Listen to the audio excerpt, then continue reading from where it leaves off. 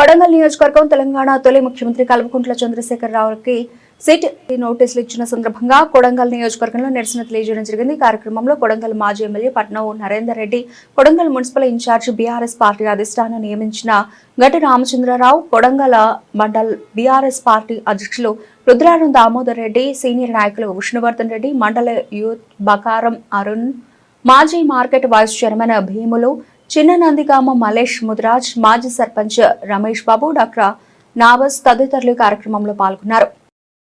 ఈరోజు కేసీఆర్ గారిని సిట్ అనే పేరుతో సిట్ అంటే ఓ స్పెషల్ ఇన్వెస్టిగేషన్ టీమ్ పెట్టేసి దాన్ని వాళ్ళు పిలిచారు. ఆయన ఇంకా ఒక మాజీ ముఖ్యమంత్రిని పిలవాలంటే ఆ పిలిచే వాళ్ళకు కూడా ఒక స్టేటస్ ఉండాలి. కానీ అదేమీ లేకుండా సుప్రీంకోర్టు కూడా ఈ ఫోన్ ట్యాపింగ్లో ఎవరికి ఏం చేయొద్దు అని చెప్పేసి అసలు ఈ కేసే లేదని కొట్టేసిన తర్వాత కూడా మళ్ళీ సిట్ అనే పేరుతో ఒకటి వేసేసి నోటీసులు జారీ చేస్తూ ఉన్నారు. స్వయంగా కేసీఆర్ గారికి నోటీసులు జారీ చేశారు. మున్సిపల్ ఎన్నికల సందర్భంగా దాన్ని డైవర్ట్ చేయడం కోసం ఇచ్చిన హామీలు ఏది నెరవేరలేదు కాబట్టి 2,500 రూపాయలు అమ్మాయిలకి ఇస్తున్నట్టు ఆడవాళ్ళకి అది ఇచ్చేది రైతు లేదు, రైతు భరోసా లేదు, ఏది లేదు. ఇవాళ ఆఖరికి చిన్నపిల్లలు చదువుకునే పిల్లలు స్కూటీలు ఇస్తున్నారు, అది కూడా లేదు. పెన్షన్లు కూడా 4,000 చేస్తున్నారు, అది కూడా లేదు. నిరుద్యోగ వృత్తి లేదు, ఉద్యోగాలు లేవు.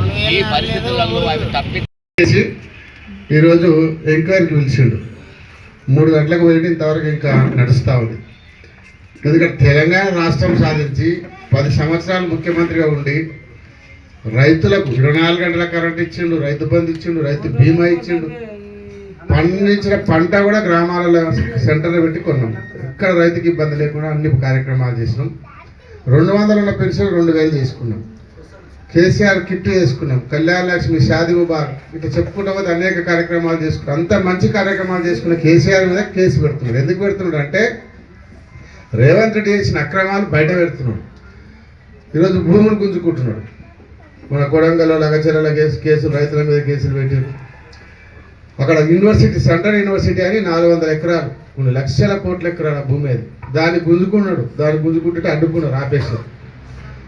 ఇవన్నీ చేస్తుంటే అడ్డుపడుతున్నారు వీళ్ళంతా చెప్పి కేటీఆర్, హరీష్ రావు అడ్డుపడుతున్నారు అని చెప్పి కేసులు పెడుతున్నారు. కేసులు పెట్టి లోపటేస్తే ఇక నాకు అడ్డం రారు, లక్షల కోట్లు తినొచ్చు అని ఆయన ఉద్దేశం. ఈరోజు భూములకు అడ్డం పడుతున్నారు, పెద్ద పెద్ద స్కాములు చేస్తున్నారు, భూదందలు చేస్తున్నారు. ఆడ మైన్ కోల్ బొగ్గు మైన్ ఉంటుంది అక్కడ సింగరేణిలో, దాంట్లో పెద్ద ఎత్తున 1,000 కోట్ల కుంభకోణం చేశారు. బట్టి విక్రమార్క ఇద్దరు కలిసి వారిద్దరు పొట్లాట పోటీ పంచుకునే దాంట్లో పోటీ పడుతుంది. అవన్నీ బయట పెట్టినందుకే ఈరోజు సిట్ వేసి కేసీఆర్ గారిని ఇబ్బంది ప్రయత్నం చేస్తూ ఉన్నాడు.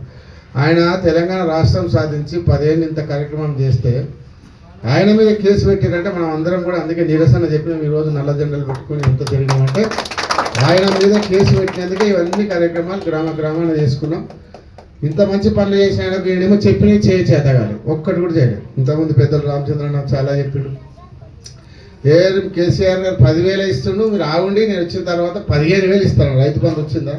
కేసీఆర్ ఇచ్చింది ఏనికే చేతగలేడు. ఆ 10,000 దిక్కులేదు ఇప్పుడు.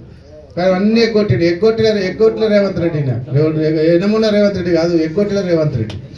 కాబట్టి రైతు బంధు లేదు, రుణమాఫీ లేదు. ఏం చెప్పిండు?